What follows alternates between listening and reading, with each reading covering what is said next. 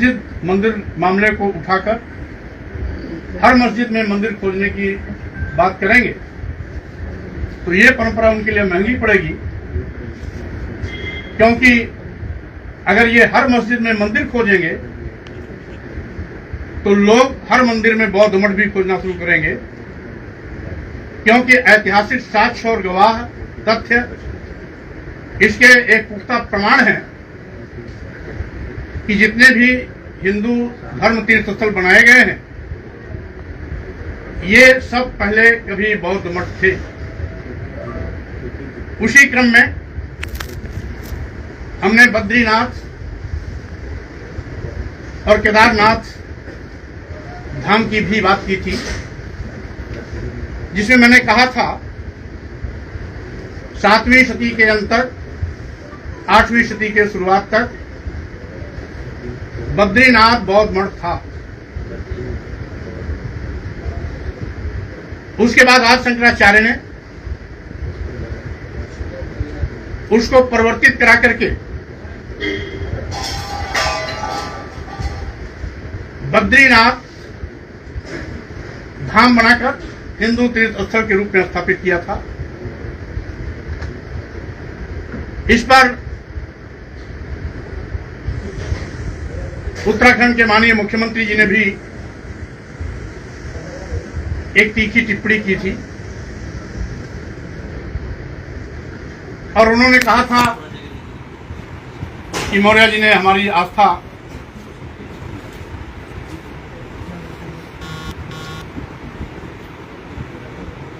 को कहीं ना कहीं आपने इस बयान से प्रभावित किया है।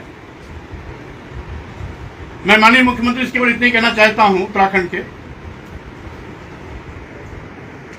सबकी आस्था महत्व रखती है। आपकी आस्था अगर आस्था है तो अन्य धर्मावलंबियों और पंथ के लोगों की भी आस्था आस्था है। अगर आपको अपनी आस्था का चिंता है तो दूसरों की भी आस्था की चिंता करनी चाहिए।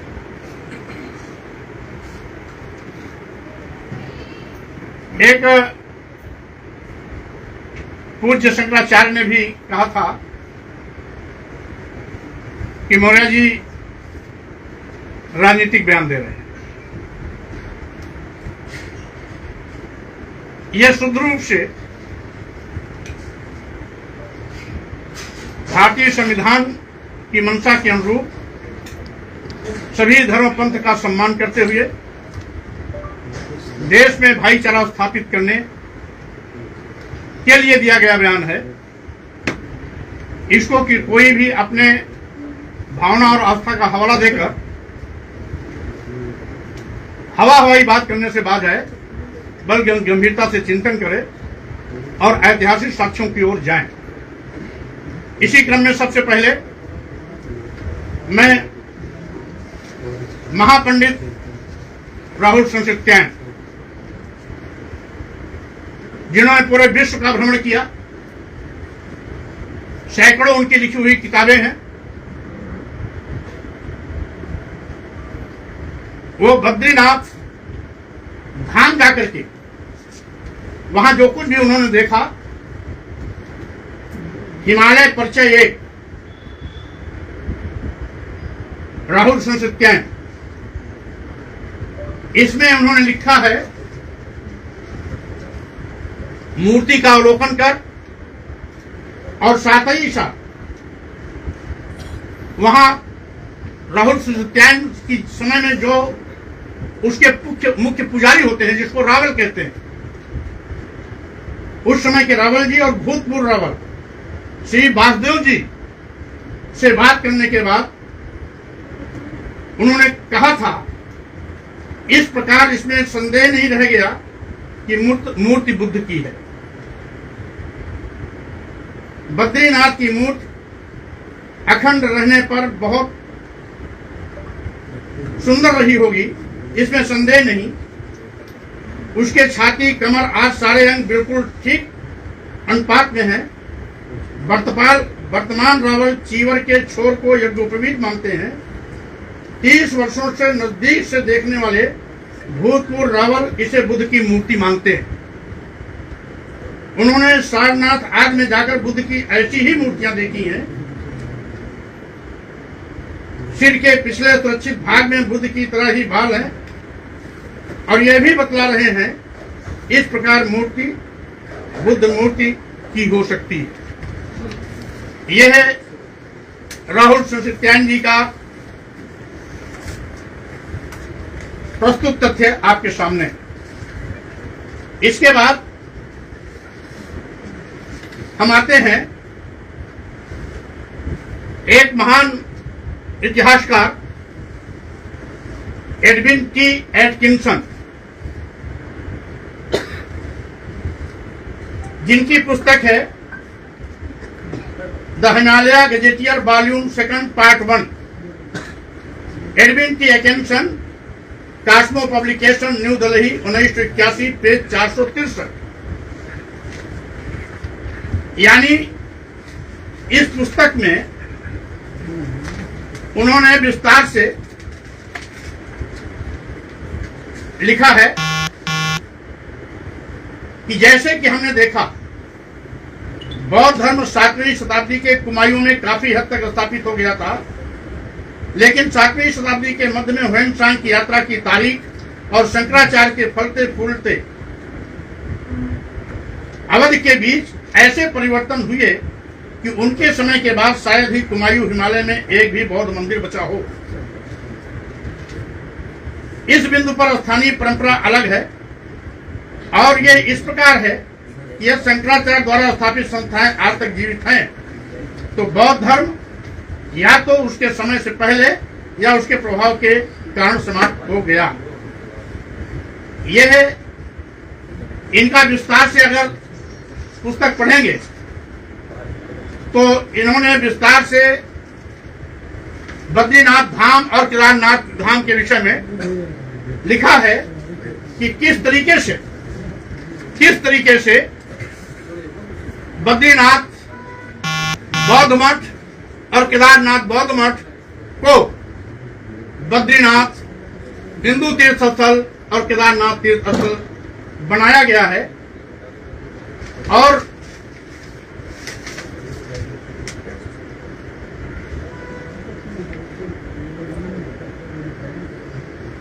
इसी के साथ ही साथ doctor Taylor, doctor Bernal Wilson और हर्सन द्वारा किए गए चीनी यात्री ह्वेन-त्सांग के यात्रा का विवरण का अध्ययन पर हवाला देते हुए अपने विख्यात गेजेटियर ऑफ हिमालयन डिस्ट्रिक्ट के ग्रंथ 2 के भाग 2 Buddhism in Kumaon in the 17th century में भी लिखा है, पेज 463 और पेज 465, यानी 463 से लेकर 465 के बीच में बद्रीनाथ और केदारनाथ के बीच में लिखा है कि बद्रीनाथ और केदारनाथ के प्राचीन बौद्ध स्वरूप और शंकराचार्य द्वारा उनके परिवर्तन का विस्तृत वर्णन इन पेजों पर उल्लिखित किया गया है। और इसी 463 और 65 के बीच में उन्होंने यह भी लिखा है कि इसी हिमालयी तीर्थ स्थल से बौद्ध धर्म तिब्बत भी गया है। यानी जो बद्रीनाथ बौद्ध मठ था, केदारनाथ बौद्ध मठ था, वहीं से तिब्बत भी बौद्ध का धर्म प्रचारित प्रसारित किया गया था, तिब्बत भी वहीं से धर्म गया था। इसका भी उल्लेख इसी पुस्तक में विस्तार से लिखा गया है। साथ ही साथ शंकराचार्य के अलावा और कौन कौन लोगों ने बौद्ध मंदिरों को तोड़वाया, हिंदू धर्म में परिवर्तित कराया, उन राजाओं का भी हवाला है और शंकराचार्य के उन समर्थकों का भी हवाला है, जिसका विस्तार से अध्ययन किया जा सकता है। इसी के साथ ही साथ हमारे एक बहुत ही वरिष्ठ पत्रकार हैं जिन्होंने, जो उत्तराखंड के ही हैं, बहुत वरिष्ठ पत्रकार हैं, उत्तराखंड के ही हैं, जय सिंह रावत जी। इन्होंने एक लेख के माध्यम से लिखा है और इनका लेख अभी कल ही मुझे मिला है जॉन चौक के माध्यम से, जिसमें लिखा है कि स्वामी प्रसाद मौर्य गलत नहीं, कभी बौद्ध मठ था बद्रीनाथ। विस्तार से इनका लेख जॉन चौक में सबको उपलब्ध हो जाएगा और इन्होंने ऐतिहासिक साक्ष्यों के साथ इस लेख की प्रस्तुति की है। और मैं ये भी कहना चाहता हूं कि मेरी मांग कोई नई नहीं है कि 15 अगस्त 1947 के दिन की तारीख को मानकर सभी धर्मावलंबी अपने अपने धर्म का सम्मान करते हुए भाईचारा बनाए रखें, बल्कि इस आशय का एक शासनादेश भी जारी हुआ था, उपासना स्थल अधिनियम 1991। तत्कालीन प्रधानमंत्री नरसिंह राव की सरकार में इसी आशय का विधेयक पारित हुआ था, जिसमें कहा गया था अयोध्या विवाद के अलावा देश के सभी धार्मिक स्थलों की जो स्थिति 15 अगस्त 1947 के दिन थी वही भविष्य में भी बरकरार रखी जाए।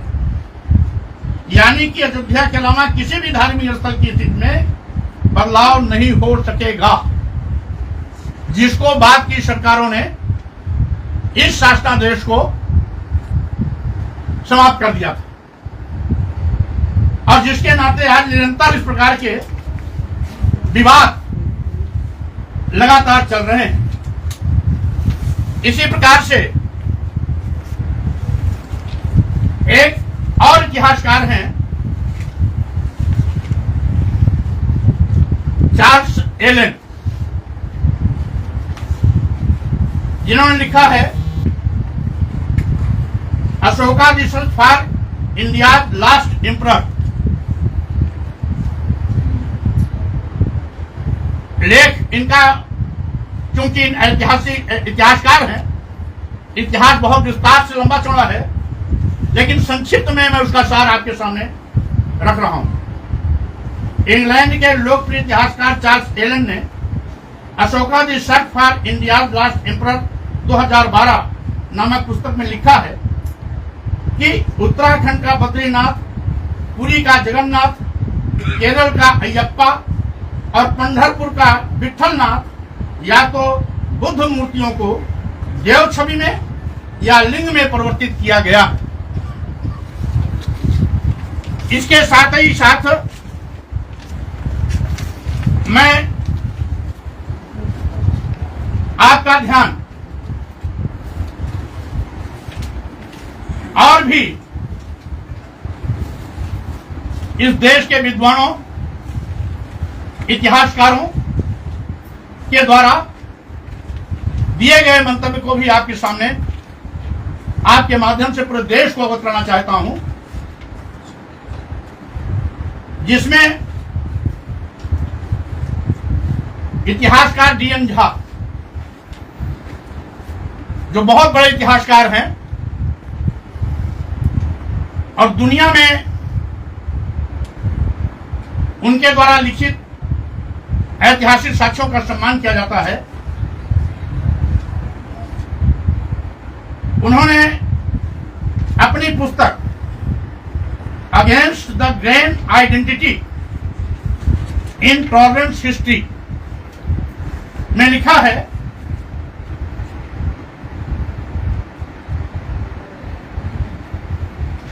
कि स्वामी विवेकानंद, दयानंद सरस्वती, यहां तक कि सुपर राष्ट्रवादी बंकिम चंद्र चटर्जी जैसे किसी व्यक्ति का दावा कुछ हिंदू तीर्थ स्थलों की संभावित सच्चाई के बारे में गंदे दिमाग वाले धर्मनिरपेक्षतावादियों द्वारा किए गए दावों का समर्थन करता है। अब एक एक का वक्तव्य मैं आप सामने रखूंगा। स्वामी विवेकानंद ने कहा है, जो कोई भी व्यक्ति भारतीय इतिहास के बारे में कुछ भी जानता है, उसके लिए जगन्नाथ मंदिर एक पुराना बौद्ध मंदिर है। हमने इसे दूसरों को अपने अधिकार में ले लिया और उनका पुनः हिंदूकरण कर दिया। अभी हमें भी ऐसे कई काम करने होंगे। Swami Vivekananda, the sage of India in the complete works of Swami Vivekananda, Advaita Ashrama, Calcutta, खंड 3, पृष्ठ 264। इसके बाद दयानंद सरस्वती जी ने कहा है कि केवल बौद्ध मठ ही नहीं तुड़वाए गए, बल्कि जैन मठ और जैन मंदिर भी तुड़वाए गए। दयानंद सरस्वती के हवाले से जो सत्यार्थ प्रकाश अध्याय 11 पृष्ठ 347 जो इनका मूल ग्रंथ है, उसमें उल्लिखित है कि 10 वर्षों तक स्वामी दयानंद सरस्वती 10 वर्षों तक आदि शंकराचार्य ने पूरे देश का दौरा किया, जैन धर्म का खंडन किया, वैदिक धर्म की वकालत की। आजकल जितनी भी खंडित मूर्तियां धरती से खोद कर निकाली जाती हैं, वह शंकराचार्य के समय में तोड़ी गई थी, जबकि जो मूर्तियां यहाँ वहां जमीन के नीचे पाई जाती हैं, उन्हें जैनियों ने जैन धर्म त्यागने वालों द्वारा तोड़े जाने के डर से जमीन में गाड़ दिया है। विस्तार से सत्यार्थ प्रकाश अध्याय 11 पृष्ठ 347 पर जो उनका पुराना प्रकाशन है, उसमें आप इसे देख सकते हैं।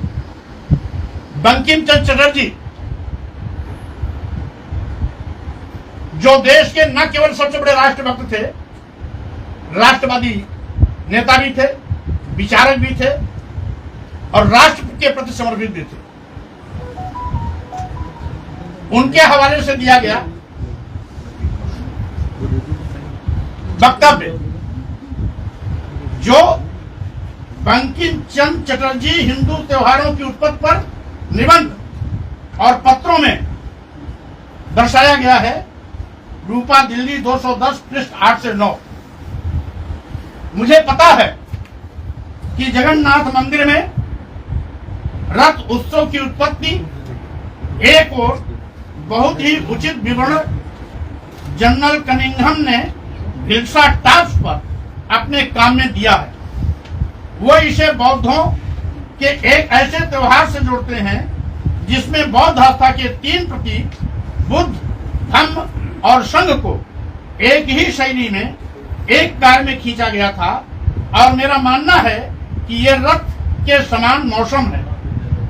यह इस सिद्धांत के समर्थन में एक तथ्य है कि रथ में अब दिखाई देने वाली जगन्नाथ, बलराम और सुभद्रा की छवियां बुद्ध, धम्म और संघ के प्रतिनिधित्व के लगभग प्रतियां हैं, जिसका उल्लेख मैंने पहले बता दिया कि बंकिम चटर्जी हिंदू त्योहारों की उत्पत्ति पर निबंध और पत्रों में रूपा दिल्ली 2010 पृष्ठ 8 से 9। इसी प्रकार से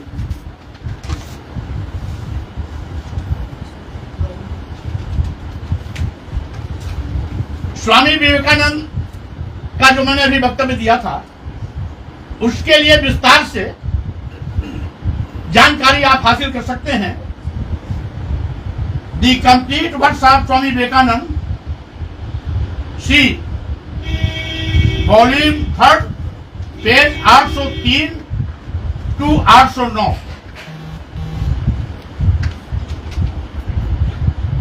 यानी 803 से 809 के बीच में आप अध्ययन करेंगे, जिसमें विस्तार से किस तरीके से बौद्ध मठों को तोड़कर बुद्ध विहार और भगवान बुद्ध की मूर्तियों को तोड़कर हिंदू देवी देवताओं का स्वरूप दिया गया है। इसी तरीके से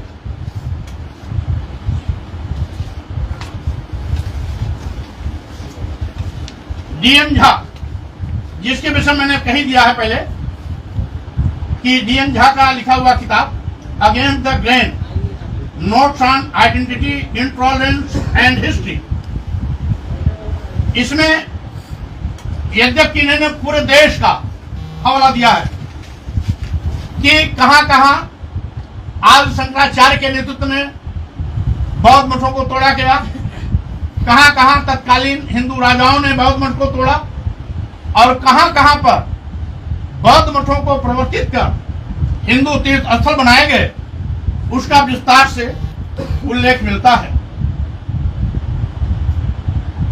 यहां तक कि इतना विस्तृत अध्ययन बुद्ध विहारों के तोड़े जाने, बौद्ध मठों के विनाश, बौद्ध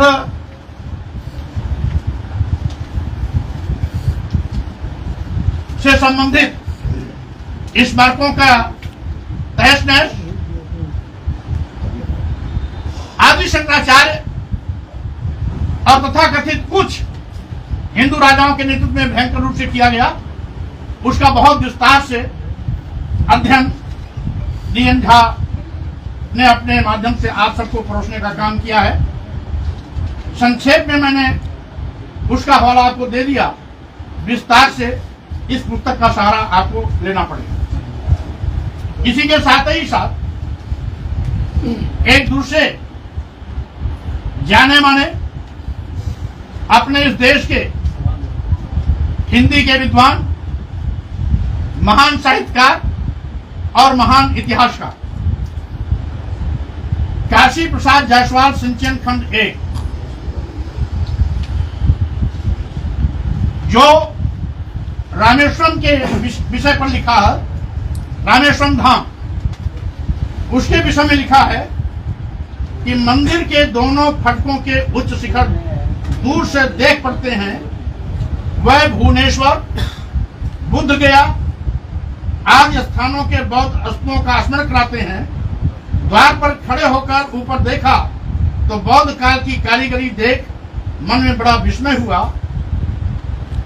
अंदर जाने के लिए एक पत्थर ऊंचे खंभों पर पटा हुआ एक मार्ग है, जिसमें द्वार के पास कुछ कौड़ी त्याग की दुकानें हैं। ऐसा मार्ग या गली मंदिर की चारों ओर है। यह मठों के भीतर भिक्षुओं के टहलने और पढ़ने के स्थान के समान है। इनके विस्तृत विशाल स्तंभ बड़े श्री द्योतक है।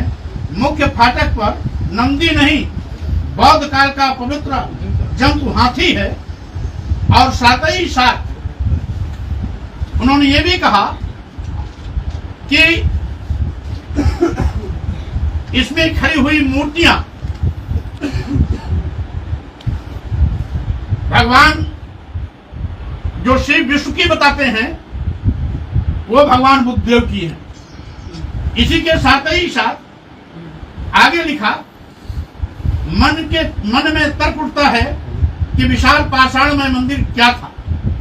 मंदिर की कला, बुद्ध की मूर्ति, द्वार पर हाथी, ये सब बातें यही बताती हैं कि यह बौद्ध काल में बौद्ध मंदिर था।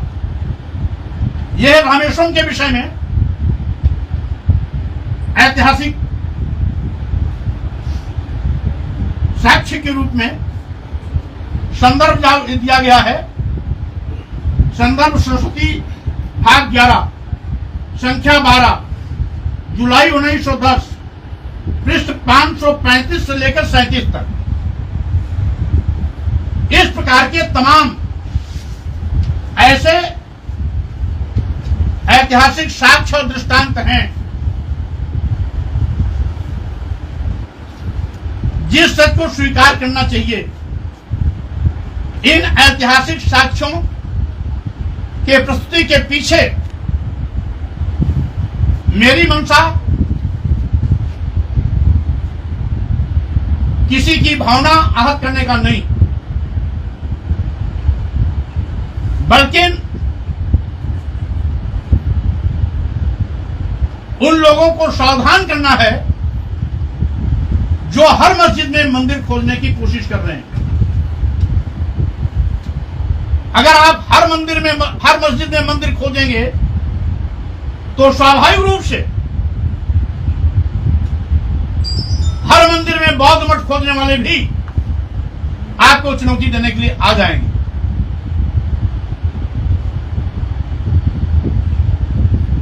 मस्जिद में मंदिर खोजने वाले लोगों के पास कोई ऐतिहासिक साक्ष्य तो नहीं है, लेकिन मंदिर में बौद्ध मठ खोजने वालों के लिए एक नहीं सैकड़ों ऐतिहासिक साक्ष्य हैं, देशी विद्वानों के भी, विदेशी विद्वानों के भी। और उन विद्वानों में हमारे ब्राह्मण समाज के भी विद्वान और इतिहासकार शामिल हैं। इसलिए सच को छिपाने से अच्छा है सच को स्वीकार करें और जिस प्रकार से आपको अपनी भावनाओं के सम्मान का ख्याल रहता है उसी प्रकार से और भी धर्मावलंबियों के सम्मान की भावनाओं का सम्मान करने की बात अगर आप अपने दिल मन में रखेंगे तो शायद नफरत खत्म होगी, मस्जिद मंदिर का मामला खत्म होगा, हिंदू मुसलमान का मामला खत्म होगा और जो हमारी संस्कृति है हिंदू मुस्लिम सिख ईसाई सब है आपस में भाई भाई की बात आगे बढ़ेगी, आपसी सौहार्द भी सुरक्षित रहेगा, भाईचारा भी सभी में बना रहेगा, भारतीय संविधान की मंशा का भी पालन होगा, राष्ट्र भी सशक्त होगा। मैं अभी आप सभी इलेक्ट्रॉनिक और प्रिंट मीडिया के सभी सम्मानित साथियों को मैं बहुत धन्यवाद देता हूं कि आपके माध्यम से ये सभी ऐतिहासिक साक्ष्य पूरे देश के सामने परोसा जाएगा। धन्यवाद। मौर्य जी एक सवाल है कि जिन राहुल सांकरतायन का आपने नाम लिया उन्होंने अपनी किताब वोल्गा से गंगा में लिखा है कि जो ब्राह्मण थे वो गाय का मांस खाते थे, क्या ये भी सच है? अभी हम अपने सीमित बिंदु पर रहना चाहते हैं, उचित अवसर आने पर आपके प्रश्न का उत्तर दिया जाएगा। दूसरा सवाल हमारा ये है कि ये आपने जो आज बोला है ये आप सपा महासचिव की हैसियत से बोल रहे हैं या आपकी ये व्यक्तिगत बात है? क्योंकि थोड़ी देर बाद सिखपाल भी हो सकता है आपकी इन सब बातों का खंडन करते हुए ट्वीट जारी कर दें। वो क्या कहते हैं क्या करते हैं, क्योंकि हमारी उनकी कोई वार्ता नहीं हुई। प्रसंग आया, किसी पत्रकार ने इस संबंध में प्रश्न किया था, मैंने अपनी ऐतिहासिक जानकारी के मुताबिक उसको उत्तर दिया था और जब एक सम्मानित पूज्य शंकराचार्य जी ने सवाल किया कि स्वामी प्रसाद मौर्य जी ऐतिहासिक साक्ष्य दें और साथ ही साथ माननीय मुख्यमंत्री उत्तराखंड ने अपनी धार्मिक भावनाओं का हवाला देते हुए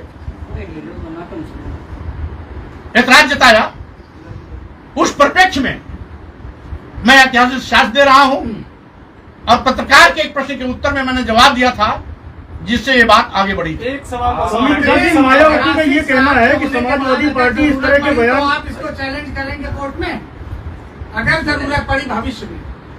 पहली बात तो मैं विवाद को रोकने का पक्षधर हूं, मैं विवाद को बढ़ावा नहीं देना चाहता। लेकिन ये जो कागज दिखा रहा है, इसीलिए 15 अगस्त 1947 के दिन 15 अगस्त 1947 के दिन जिन भी धार्मिक स्थलों की जो स्थिति रही है उसको हम सबको सामूहिक रूप से यथावत स्वीकार करना चाहिए, जिससे कि इस प्रकार के भाईचारा अमन चैन में नित्य प्रति साजिश के तहत दखल देने वालों के साजिश का एक जवाब मिल सके। लेकिन ये जो दस्तावेज स्वामी जी आप दिखा रहे हैं इससे तो ये विवाद बढ़ेगा ना, घटेगा क्यों? नहीं तो हमने लोगों के मांगने पर दिया है ना, शंकराचार्य जी ने मांगा है, माननीय मुख्यमंत्री जी ने मांगा है, तो मैं साक्ष्य दे रहा हूँ, अन्यथा साक्ष्य देने की जरूरत नहीं थी। मायावती ये कह रही है राजनीतिक जो भावना फैला रहे हैं, घिनौनी राजनीति है और ये सुश्री मायावती जी हमारी नेता रही हैं, मैं उनके हर प्रश्न का जवाब देना उनके सम्मान के विपरीत मानता हूं, लेकिन मेरी मंशा मुस्लिम और बौद्धों को खुश करने का नहीं है, बल्कि इस देश की जो तहजीब है वसुधैव कुटुंबकम का, भाईचारे का, हिंदू मुस्लिम सिख ईसाई समय अपने भाई भाई का, वो बना रहे। इसीलिए मैं सभी प्रकार के विवादों पर विराम लगाने का पक्षधर हूं। आपने रामचरितमानस की पंक्तियों को कहा, उसके बाद आज बौद्ध धर्म को लेकर कह रहे हैं, लगातार कुछ न कुछ कंट्रोवर्सी आपके बयानों के बाद। आज मैं जिस टॉपिक पर बोल रहा हूं एक उससे इतर ले जाने की कोशिश न मौलाना जी, करें। आपसे जुड़ा एक सवाल ये है जो आपने बोला है, स्वामी विवेकानंद क्या शंकराचार्य की तरह ही बौद्ध धर्म और बौद्ध मठों के खिलाफ थे? सवाल क्लियर है ना, या मैं दोबारा करूं? अभी मैंने डीएन झा द्वारा, इतिहासकार डीएन झा द्वारा ये नहीं, उद्धृत, आप उससे सहमत है ना? तो स्वामी विवेकानंद के बारे में बता दीजिए। अभी जो ऐतिहासिक साक्ष्य आए हैं मैंने उसको प्रस्तुत करा। अभी मैं विश्लेषण नहीं कर रहा हूं और विश्लेषण करने का इस समय वक्त भी नहीं। अभी तो साक्ष्य मांगे गए हैं, मैं साक्ष्य दे रहा हूं।